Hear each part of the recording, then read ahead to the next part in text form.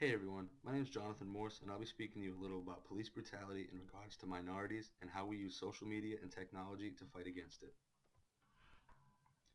Throughout history, there have always been certain instances where the police have assaulted a minority citizen or have been accused of assaulting a minority civilian.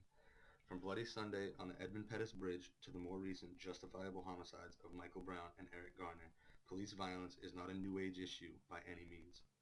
While not all of these events listed were arrests gone astray, it just goes to show you how often there are violent outbursts involving law enforcement and minorities. While these are still listed as rare instances, we are now seeing more than ever the cost of most of these instances is death. On August 9th, 2014, Michael Brown was gunned down by an officer of the Ferguson, Missouri Police Department for supposedly robbing a liquor store and having a gun on his person. Just a month earlier, on July 17th, 2014, Eric Gardner died while being videotaped being placed in the chokehold by a New York City police officer while being questioned about selling Lucy's, or single untaxed cigarettes. I specifically chose to talk about these two events due to them being so recent and the fact that both were followed by a massive social media outrage. The killings of Michael Brown and Eric Gardner prompted a very large group known as Black Lives Matter to be forced into the limelight. The group was very vigilant in seeking justice for both Michael Brown and Eric Gardner as Twitter and Facebook erupted, as did gatherings and movements by people with support for the two men. Mainstream news media even began to cover the group due to massive following on social media platforms.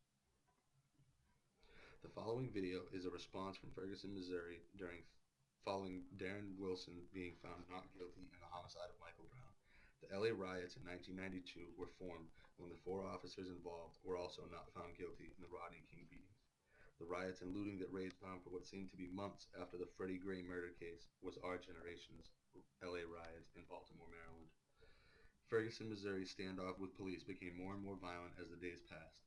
This video is just a short clip of the events that occurred during the summer of 2014 and brought the attention of America onto the events.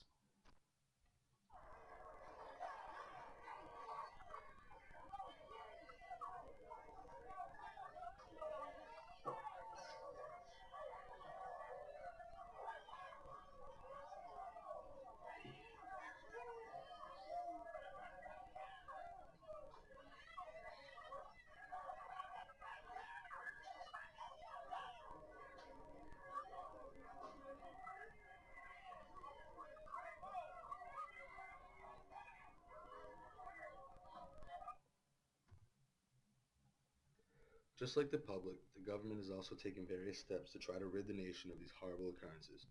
The biggest step forward came in the form of a $75 million grant from President Obama to have 50,000 law enforcement officers fit with state-of-the-art body cameras so that there will be technological documentation of every suspected encounter that officer has. Another step that law enforcement officers have taken is to automatically suspend officers that have fired a service weapon, regardless of the outcome, which is a way to keep that officer safe from other criminals on the street after the alleged firing, and also so that they can conduct a very thorough investigation into the incident, which these body cameras will aid. And the final and maybe most bogus adjustment is that these officers are also made to go through several counseling sessions to get to the bottom of the entire story. The entire process is meant to ensure that every stone is unturned on the way to finding justice. But why does every aspect treat minorities different? People act differently towards minorities. The media is pictured here has two very different outlooks on the two main races in the United States of America. Even O.J. Simpson, retired star NFL running back, beloved by America on almost every level, was torn down during the long and tumultuous journey to find his innocence. The entire time, media, such as this Time magazine issue pictured here, turned on him. They turned him from a distinct, well-mannered family man to a murderous monster that needed to be shown in the darkest of ways. They mentioned he was with an accomplice, Al Cowlings, who was actually a lifelong confidant for O.J. Notice how the cover is so different from the original. Dark, deepening. Meanwhile, mass murderers such as James Holmes are labeled as troubled youth gone terribly wrong and shown with smiles in mugshots. He was such a good kid that just finally snapped, they say. They blamed his upbringing being so tough. What about O.J.? What about inner city youth? How was his childhood any better than that? In my eyes, it's not America that is racist, but the entire process and the media covering the process that is racist.